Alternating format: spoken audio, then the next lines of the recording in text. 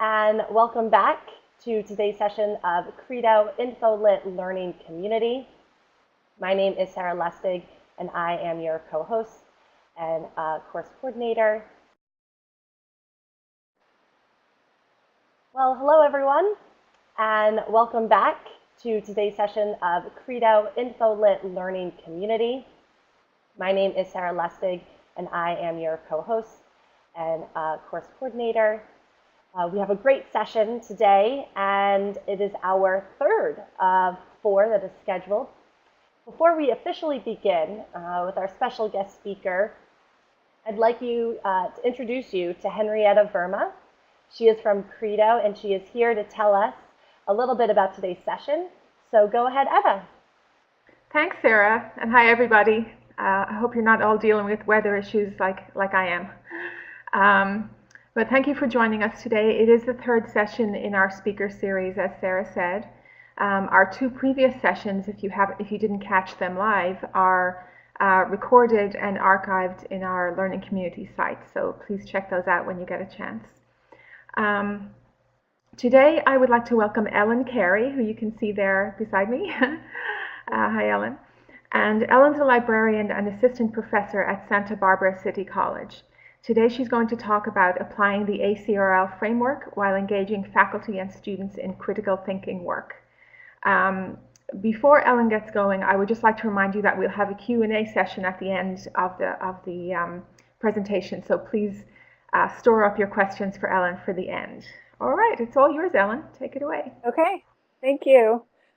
So hello, everyone. And as Etta said, I'm a librarian and assistant professor here at SBCC. I also coordinate our instruction programming. So we are, as our director says, a small but mighty team. We normally have 4 librarians for about 14,000 full-time equivalent students, about 18,000 individual students. And for 3 of the last 4 years, we've been operating with 3 full-time librarians. So we all do a little bit of everything, but my main domain is instruction and assessment. And we've also been really involved in the framework from the start. We were one of a handful of community colleges that took a look at an early draft to give feedback from the community college perspective. So it's something that I've been working with for several years now. And so I'm going to talk some about what we've done with the framework in a lot of different contexts on the institution-wide basis, as well as here in the library, how we've used the Credo information literacy modules along with the framework, and then some specific examples of active learning strategies that we've used, that some active learning techniques, and also focusing on the framework in instruction. So the good news about our institution, even though we are short-staffed and often flying by the seat of our pants in terms of doing instruction, is that we are well respected as educators by other faculty. Our positions are faculty positions, and in general, the library has a good reputation on campus. Which is not to say that our faculty as a whole necessarily understand what we do as educators. So right around the time, let's see, I think it was in between when the framework was first published and when it was officially adopted by ACRL, our college was involved in a process to revise our institutional student learning outcomes. And we have since revised our program student learning outcomes in the library, and also we have a credit-bearing course, so we've revised that. So I'm going to talk about some of that process too. But I want to, I don't know if everyone else can see this slide. Okay, good. It's resizing on my computer.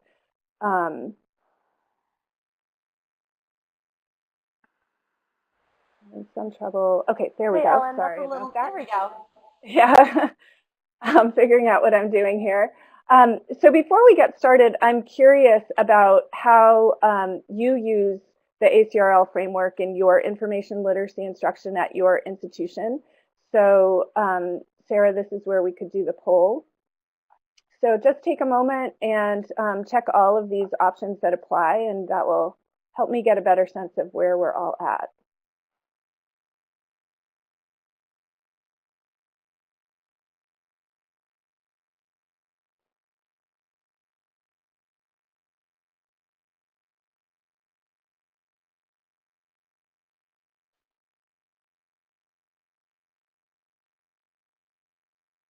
Oh, it's great to see how many libraries have program student learning outcomes based on the framework. That's great to see.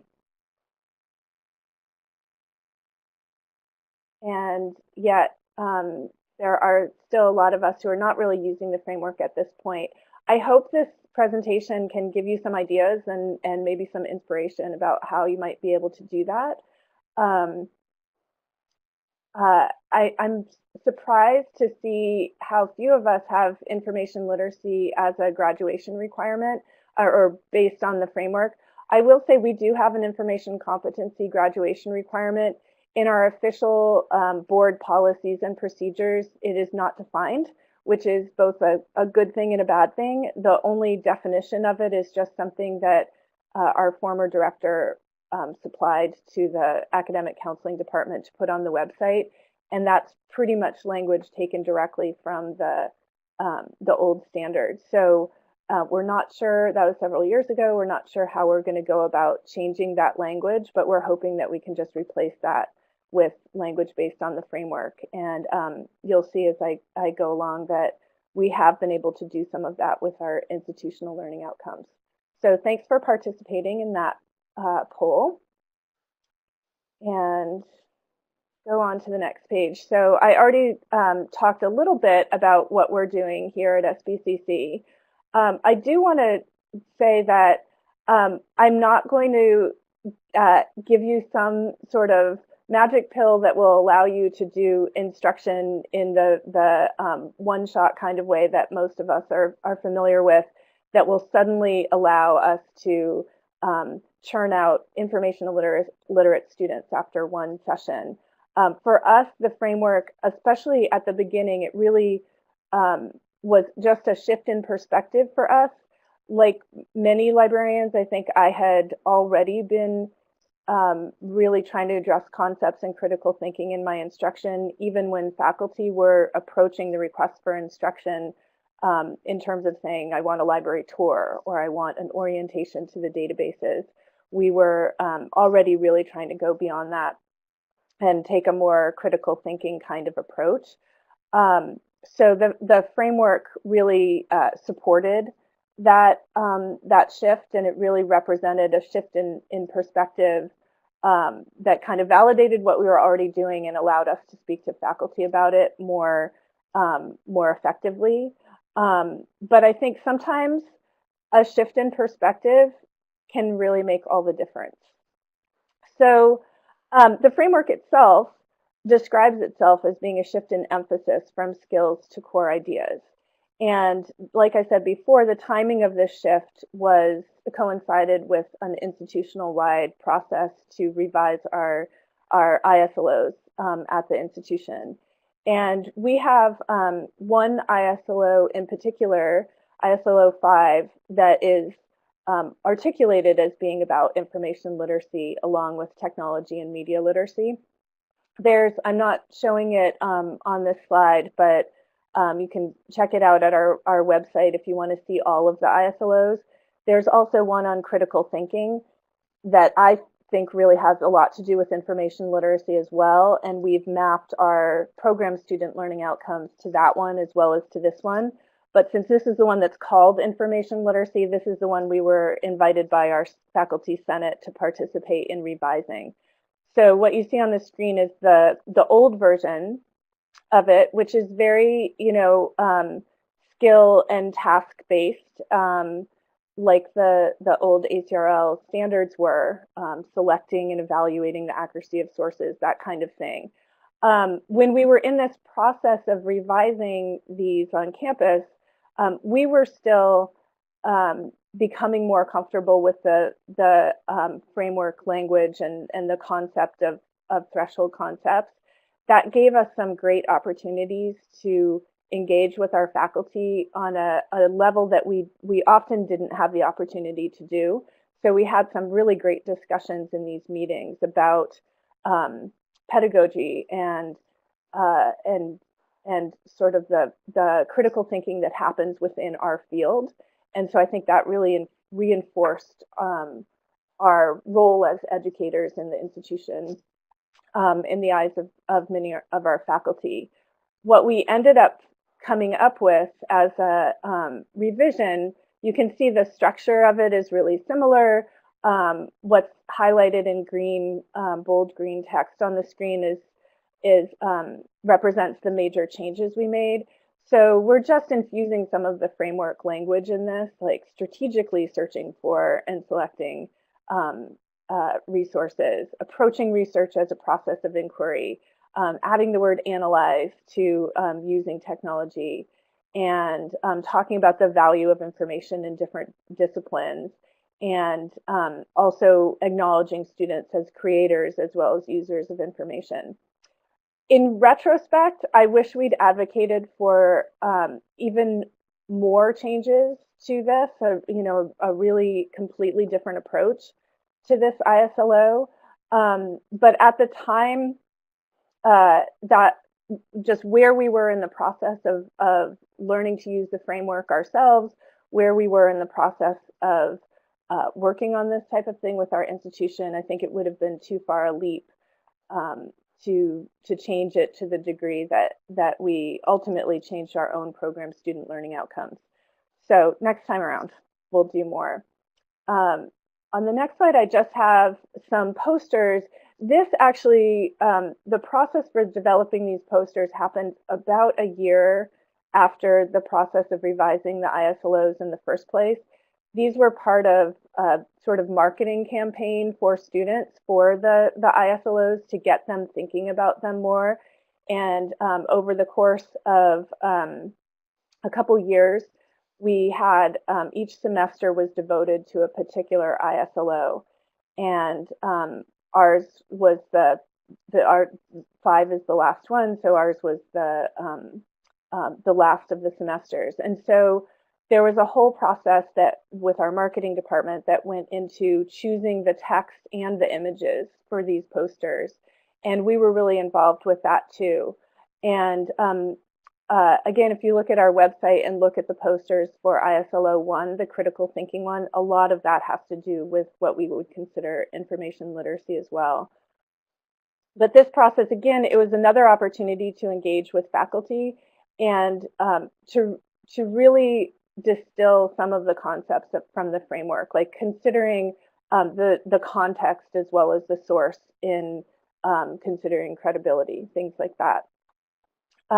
So all of this whole process with the ISLOs and with the posters, they're called Make Waves posters, really helped us to demonstrate and continue demonstrating to faculty that we are educating students to think critically about information rather than just training them to use the right library database and type the right thing into a search box.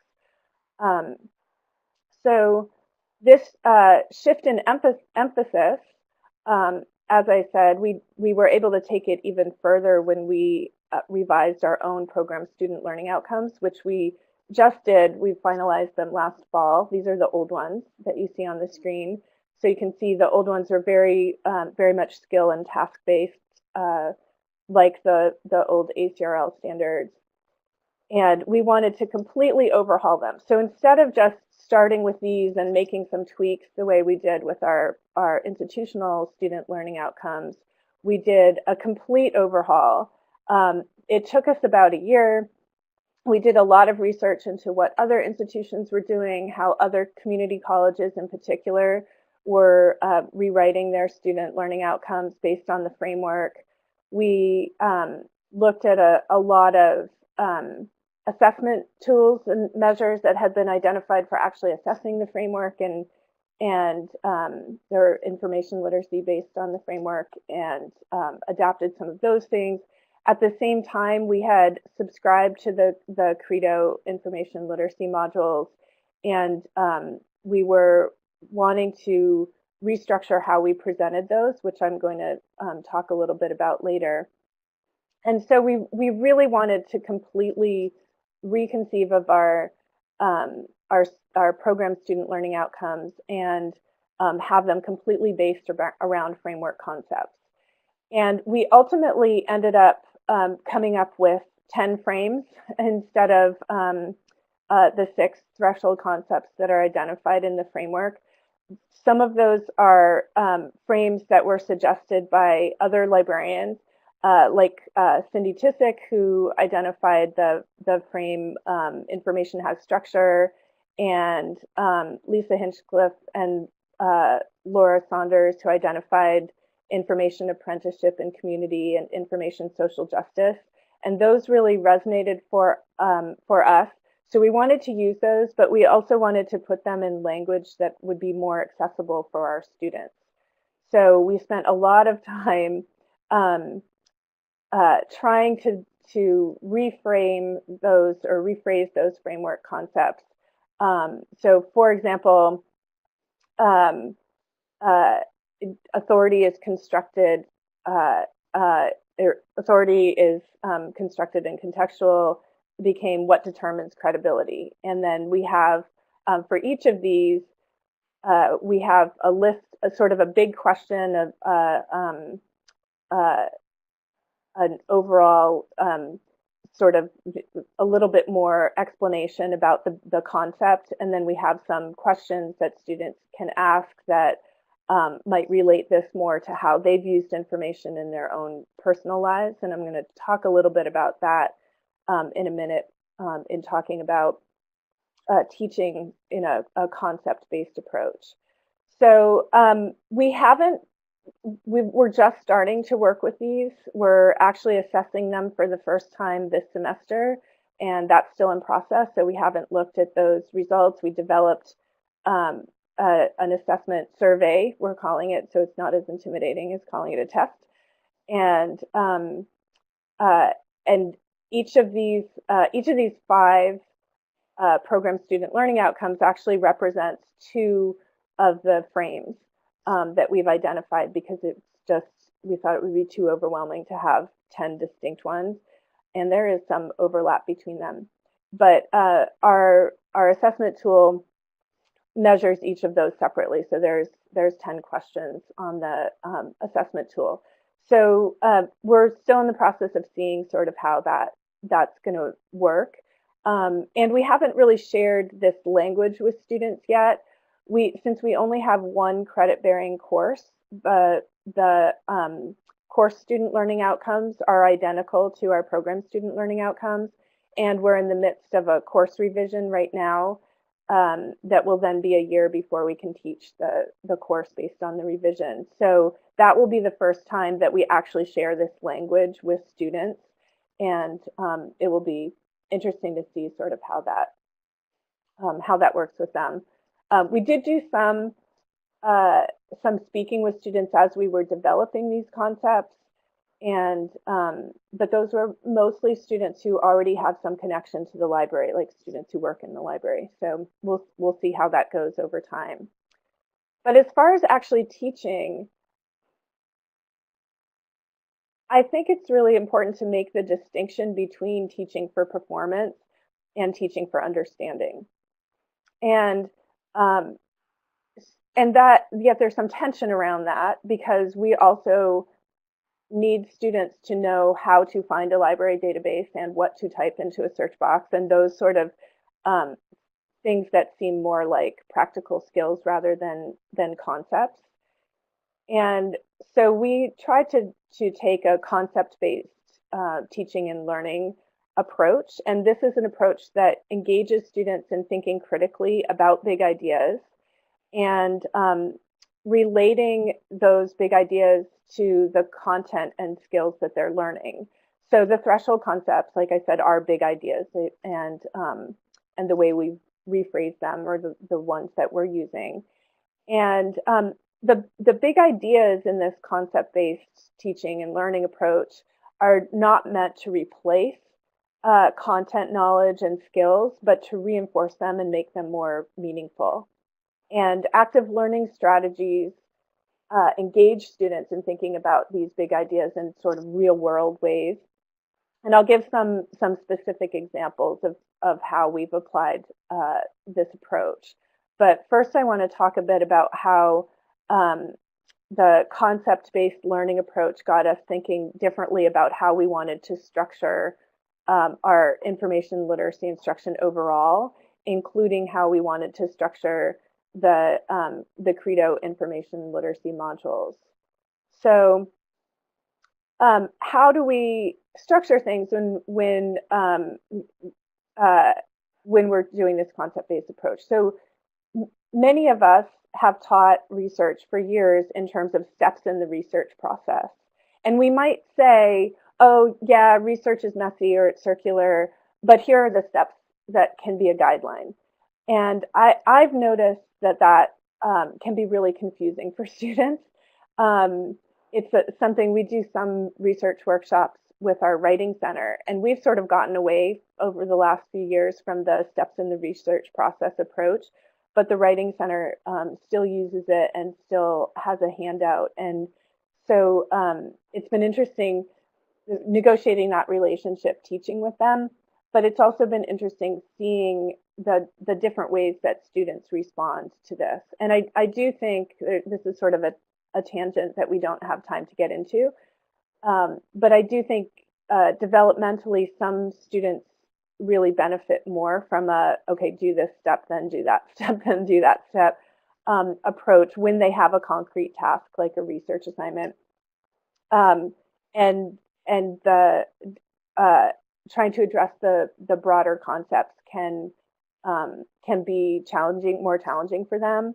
And other students seem to respond to it better. So that's especially at a community college where we have students who are coming with a variety of different educational preparation and are sort of at different points in their capacity to think conceptually and think critically. It's challenging to find an approach that's going to work for all students.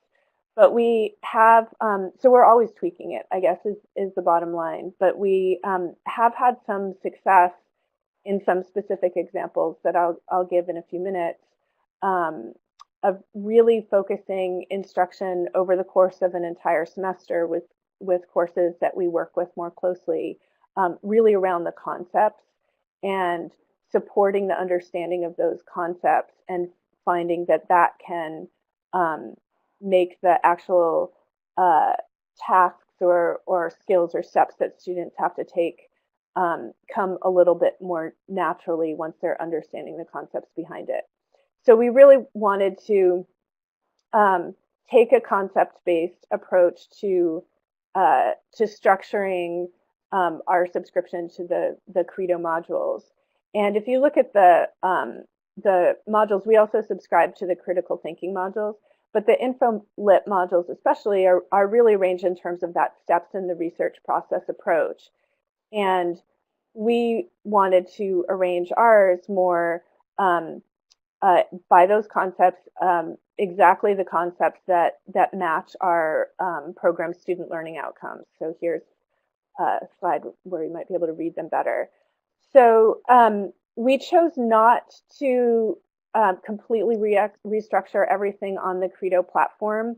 We had actually, before we subscribed to the Credo modules, we had created a course in Canvas, which is our learning management system. That's just an ongoing course called the Research and Information Literacy modules. And we had our Faculty Resource Center create that course. And we were in the process of populating it with learning objects and sort of playing around with how did we want to structure it. And then we learned about the Credo modules and did a trial for them and realized that a lot of the content was really great and was really going to help us, but the way it was structured was not so much what we wanted.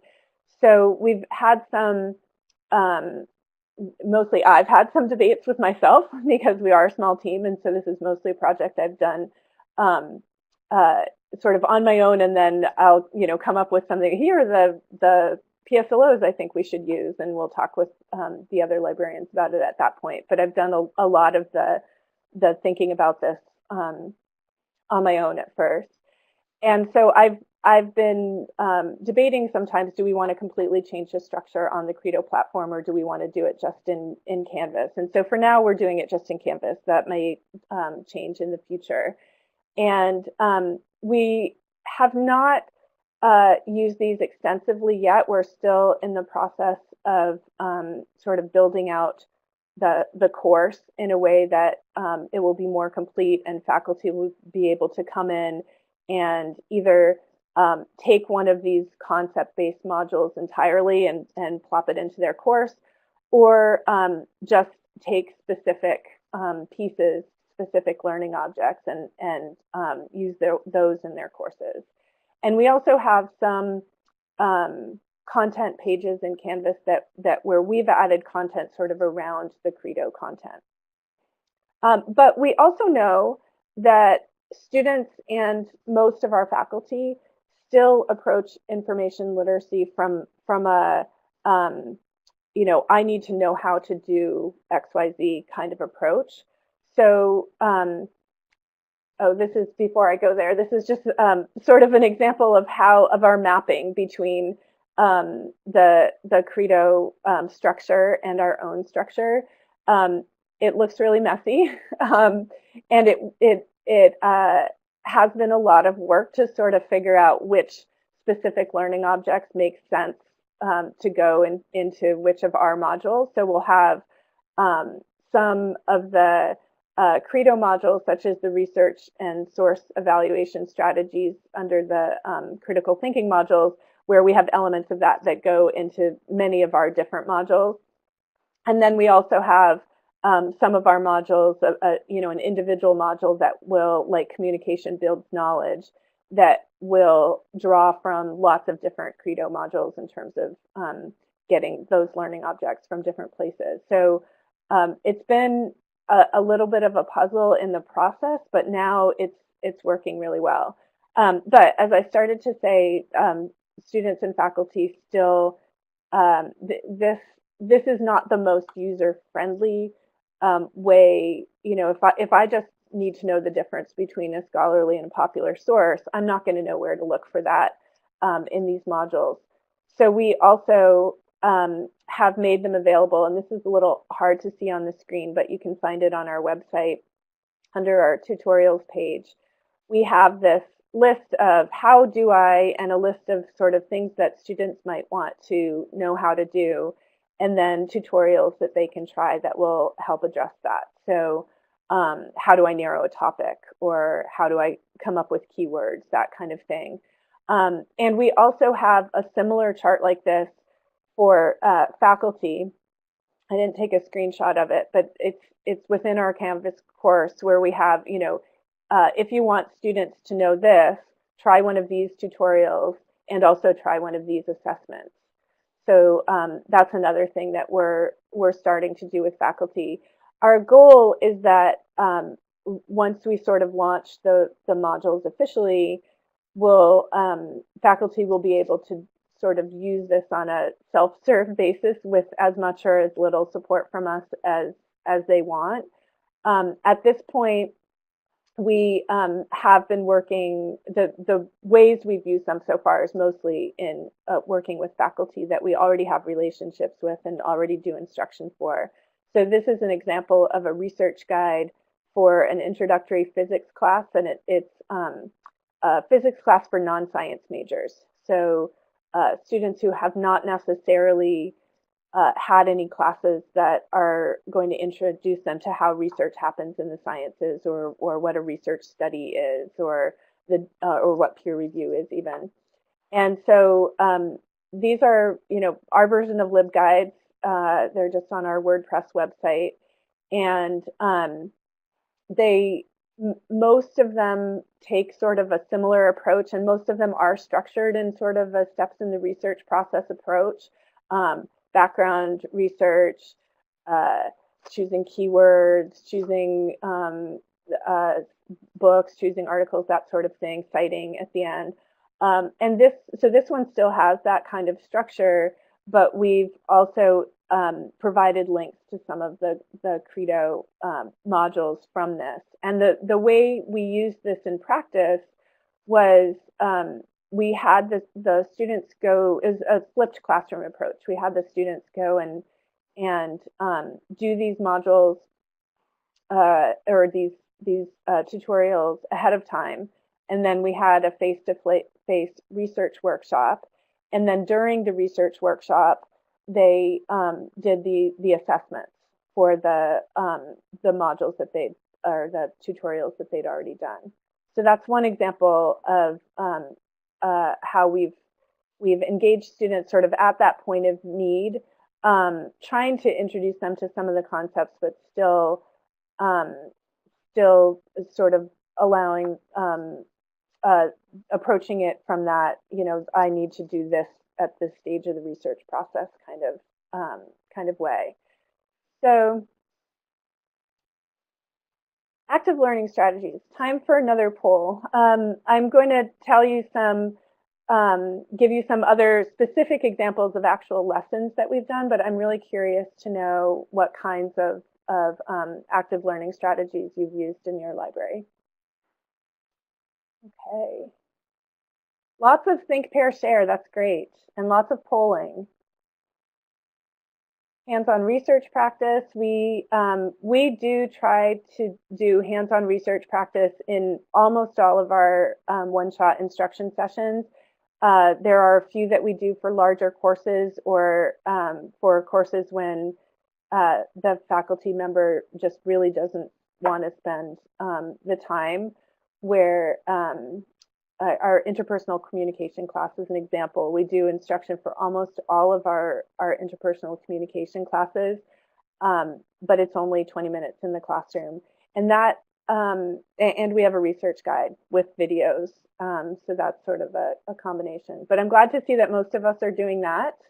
Lots of us doing class discussion and small group discussion. So those are the big winners on this list. I'm going to take a look at the chat to see what other people have been saying. So in-person activities, human database sorting, great. Live guide and research guide creation, great.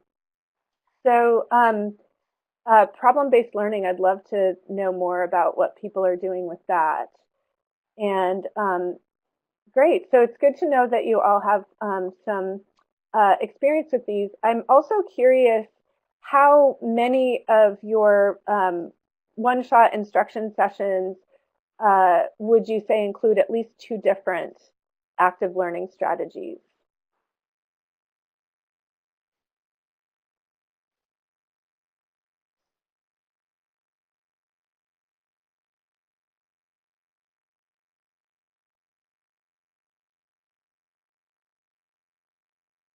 Wild to see the results coming in. I don't want to make any comments until, okay. So it looks like most of us really are using at least 2 different strategies in most of our instruction. So that's great to know. Good. So let's move on to some specific examples that I have. So this is one that I've begun to use in almost all of my research workshops, at least in courses where there's going to be a significant number of the students who are probably doing a research project for the first time or for the first time in college. And it's a think, pair, share activity. So for those of you who aren't familiar with that, the students do some thinking about a problem or concept on their own, and then they discuss that with someone sitting next to them or a small group of people near them, and then their group shares with the larger group. And so this is one where I've asked students to draw the research process, and I'm careful to use the word draw because I want to sort of expand their thinking. I don't want them to necessarily feel like they have to just come up with a list of steps. And so I'll say draw it in the form of a picture, a map, a diagram, a chart, a list, whatever, however you think of it. And this drawing is when I got off the internet, but I did actually have a student once who drew a picture of himself crying. And so that was, and he was being kind of making a joke out of it, but it led to a great conversation with the larger class about how research feels. And so then we talk about that, and it leads into a conversation of research as a nonlinear process. And so we're able to get across that research as iterative concept.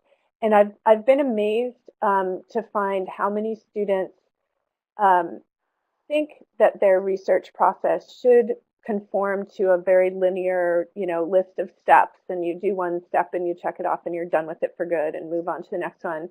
And how many of them have both had the experience of research being a messy, sometimes frustrating, circular process, but thought that that was because they were doing it wrong.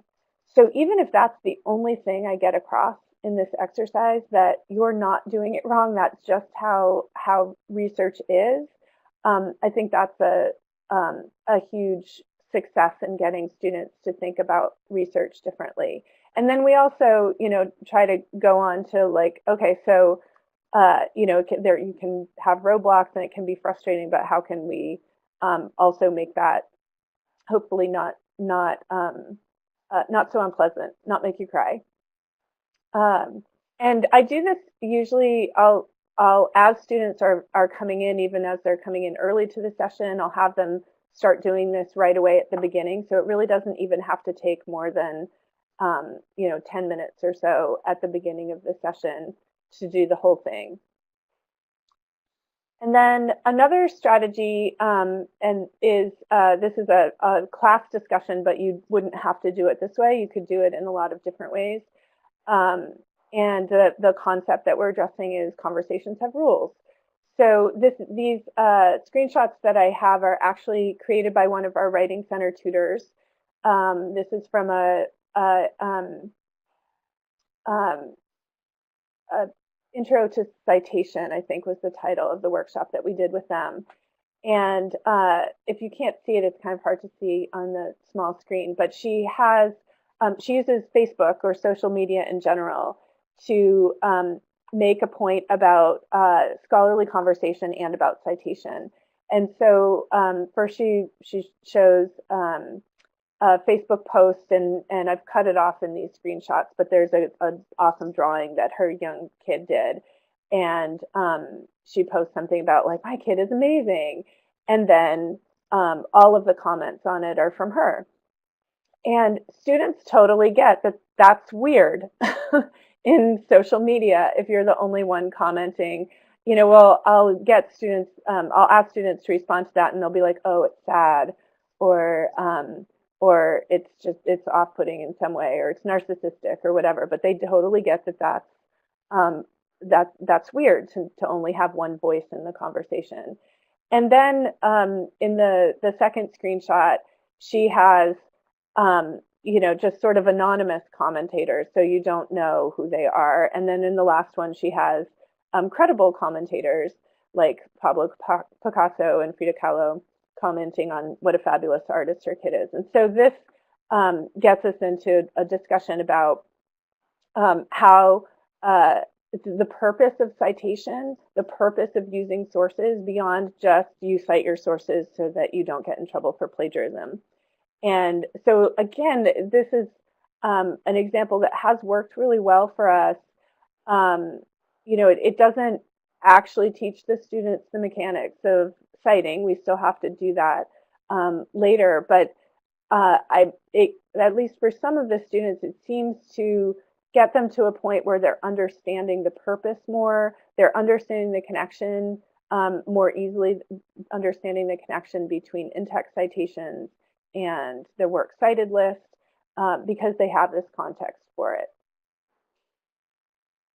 The next example, so this is an online discussion in our credit-bearing Library 101 class on fake news and filter bubbles. And so the concept that we're trying to get across is that information is created, shared, and valued in different ways.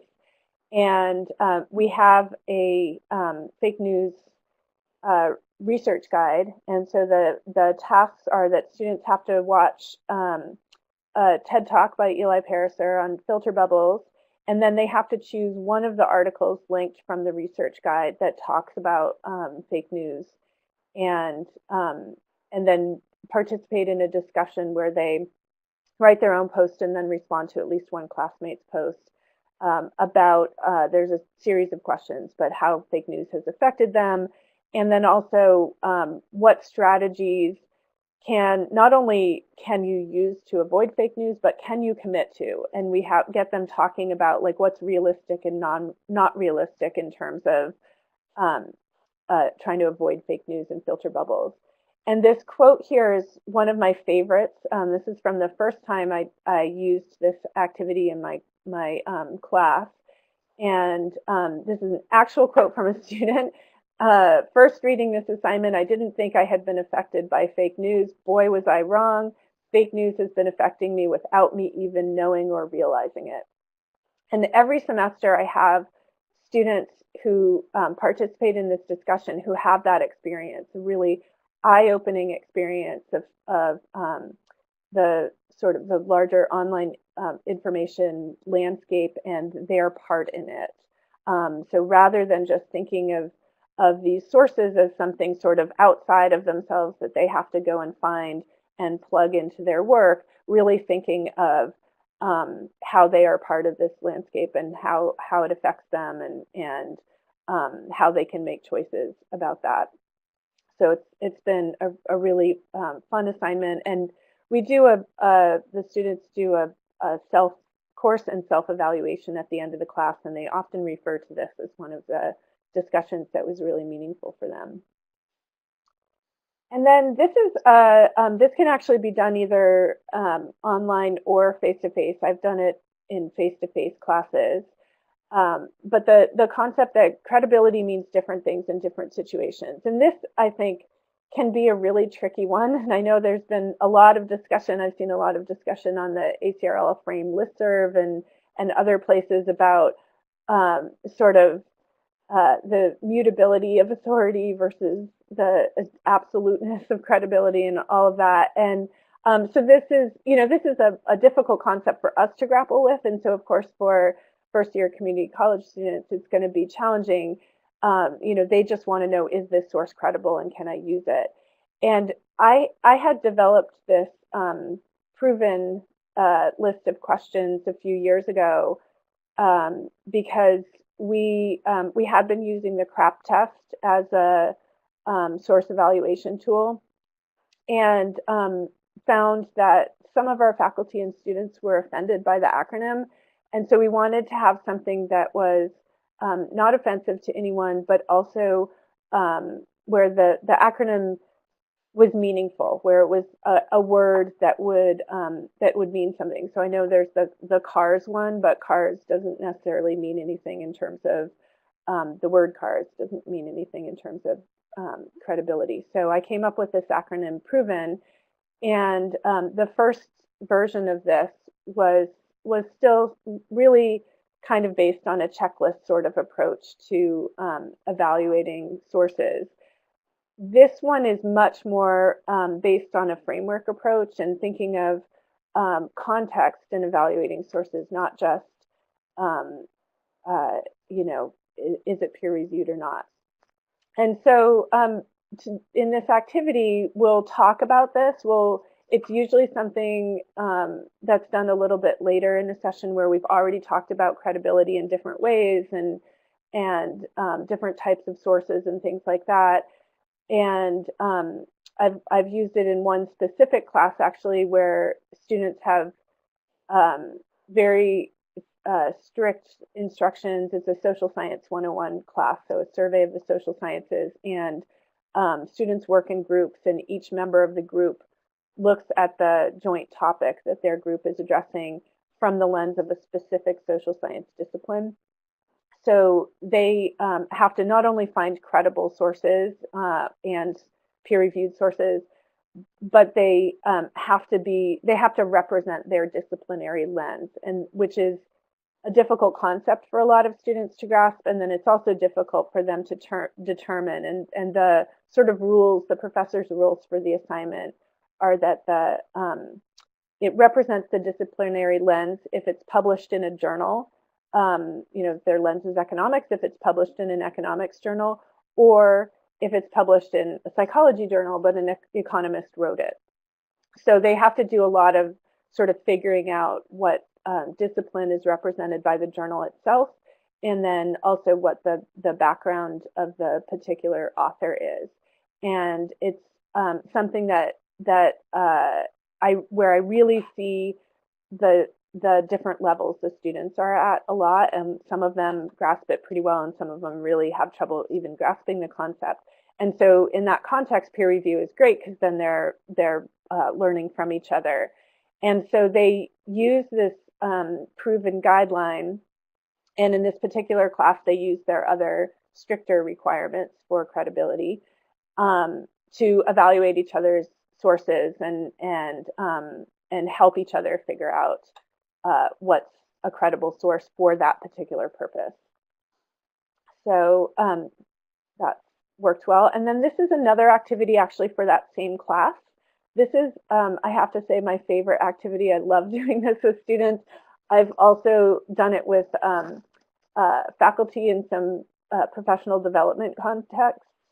So this is the concept that we're getting across is the organization of information, and wanting to get students to not only understand that the way information is organized in a library or in a database, it is based on choices that humans have made. It's not like information already exists in these natural categories, but then also to more effectively use things like subject headings and library catalogs and databases more effectively, but also critique those, the critique bias in subject headings, for example. So I've done this in entire class sessions in this Social Science 101 because we're also using this to reinforce the notion that that different disciplines are also humanly constructed categories and not sort of natural buckets of distinct kinds of information, that they're more lenses. We spend an entire class session on this, and we really link it to that course content. In other classes, I've done it as a quicker activity, and then we've jumped pretty quickly into looking at bias in subject headings, for example. But the activity is each group gets a bag. I actually have them over on my bookshelf. I should have given you a show and tell, but they get a bag of different kinds of fruits and vegetables. So canned, fresh, dried, a raw potato and potato chips, different things like that. And then in their group, they have to decide how to categorize these items. There's about 13 items, and the only rules are there have to be more categories than the number of items.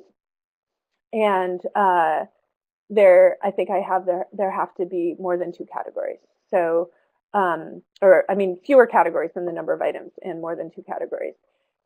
And they have to come up with a scheme. They have to be able to articulate their scheme, why they chose that scheme, what their rationale was, and then they have to be able to defend that to the larger class as the best way to organize these things. And the students get really into it, and they come up with really creative schemes. Sometimes it's like, what are you going to eat first in the zombie apocalypse? Or, what is going to be the most interesting in a painting or whatever. And so they come up with really, really interesting ways to categorize these things. And then we discuss their differing reasons, and it leads into lots of great different concepts related to the framework. even how authority is constructed and contextual. Your way of categorizing these things might be perfect in one context, but not accurate in another context, if you're a botanist, for example. And I didn't create a poll about this, but maybe you could put it in the chat. Which of these things in the image on the screen is not a berry?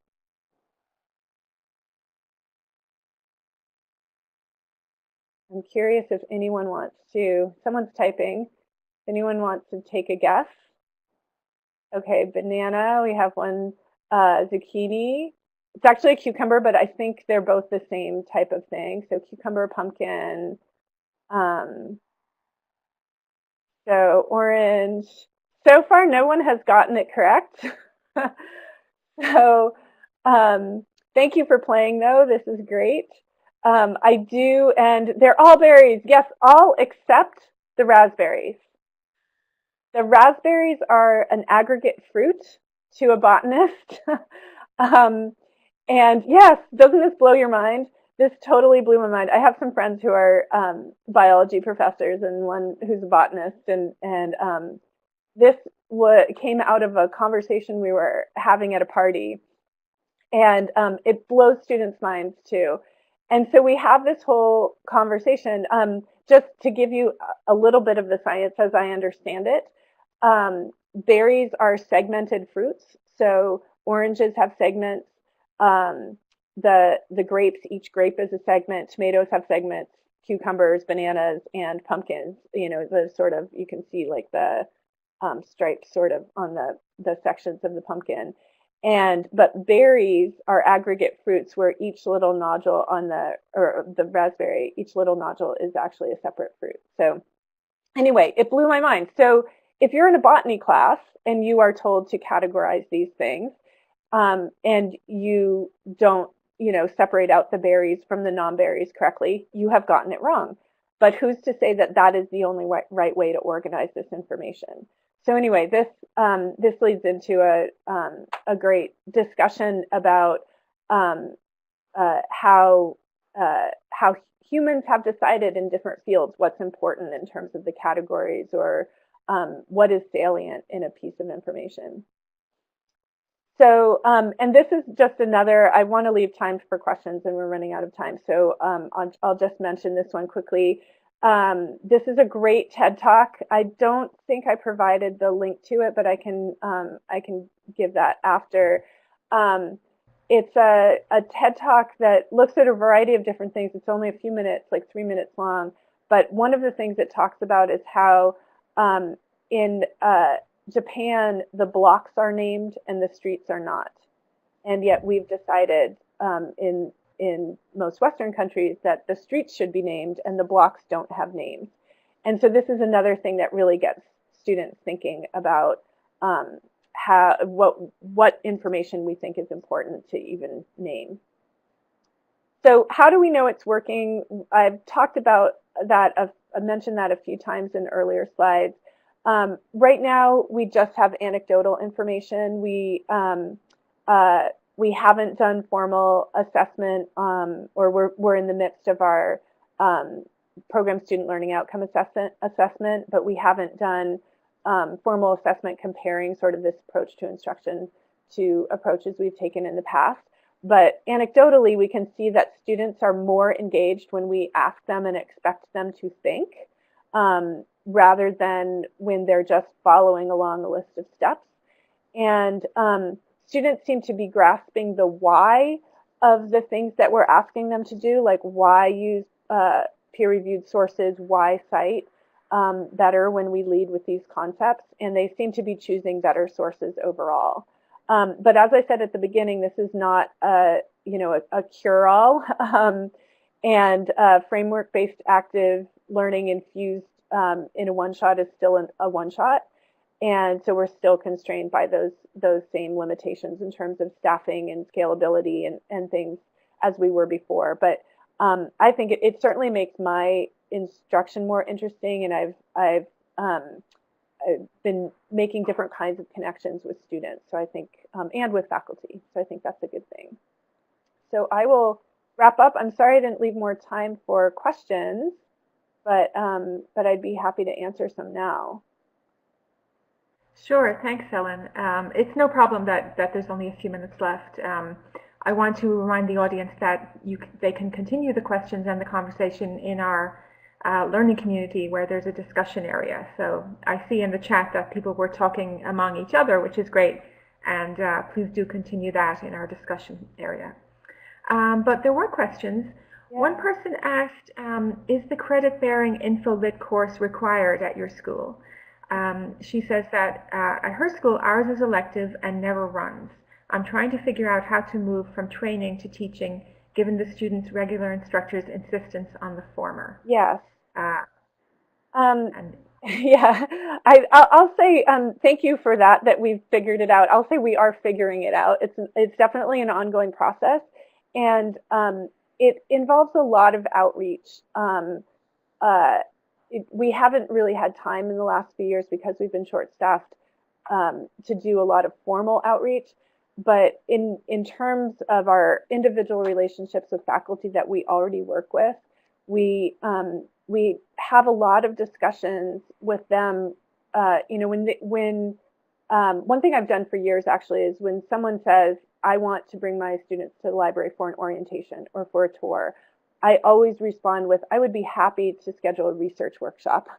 And I'm very conscious of the language I use, and whether it's an email or face-to-face, having those conversations, really getting across again and again over time that what we do is concept-based, that we're teaching critical thinking, that it's not just about these tasks. And that works better with some faculty than with others. For some, they're like, oh, I didn't realize the libraries cared about that.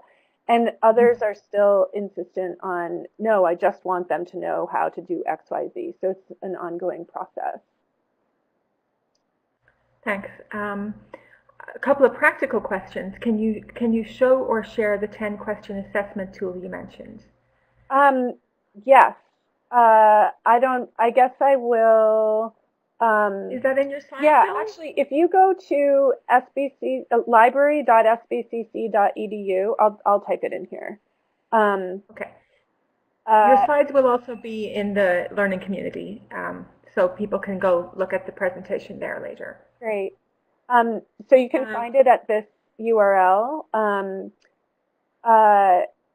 Please don't take it because that'll mess up our results. But you can see all of the questions if you just go. It's a Google form, so you can see it there. I noticed someone asked if we have pictures of potatoes or actual potatoes. In doing it online, we're adapting it to use online, so we'll have to use images for that. I've found that having the actual objects is really fantastic for students. And then, for the items that are readily eatable, edible, where we let them, have the raisins or the grapes or whatever. And so that always goes over well. But it's expensive to buy that every time around. So we've been investing in some pretty good quality artificial fruit and vegetables. And right now we're using a combination of artificial and real. Thanks. That does sound more practical. Yeah. I was wondering from some of your initial comments, if this is not already a graduation requirement, if information literacy proficiency is not already a graduation requirement at a school, how can they navigate the politics to get it in there? That's a good question. So just really quickly, it was before my time that we developed that as a graduation requirement. There have been, so I'm not sure how that whole process went. There's been our course plus an English course that's connected to the first college level English course that both meet our information competency requirement. That English course is now being ended by the English department, so we're going to be the only course, at least for the foreseeable future, that's meeting it. So we have no problem with enrollment and that sort of thing because it is required, but it's only required for students who are getting a local associate's degree for transfer because of the rules within the state of California can't have local graduation requirements. So so I'm not sure how that will play out in the future. And as far as other people getting one, I mean, I think now, sort of in the era of fake news and all of the concern about misinformation and lack of information competency, I think it's a great time to try to address that. And I think it's a matter of outreach and getting faculty as a whole concerned enough about that they are interested in creating a graduation requirement. I'm sure the politics are going to be different at every institution, though. Yeah, true. Well, we are out of time, but I want to say thank you very much for a great presentation. You're welcome. I see in the comments that, thank you. I see in the comments that people are saying it's the most useful thing they've been to in a while, so that's really awesome. Great, that's great to hear. Right. And feel Thanks free to again, email me with more questions. I'm sorry I didn't leave more time for that, but feel free to reach out. I'd be happy to get back to you. Can I put your email address in the chat there? Absolutely, so folks can have it? What is it, Ellen? It's EE. Yes, there you go. Oh, thanks, Sarah. Yeah, thank you, Sarah. All right, thanks again, and have a good day, everybody. Thank you. Thanks. Bye.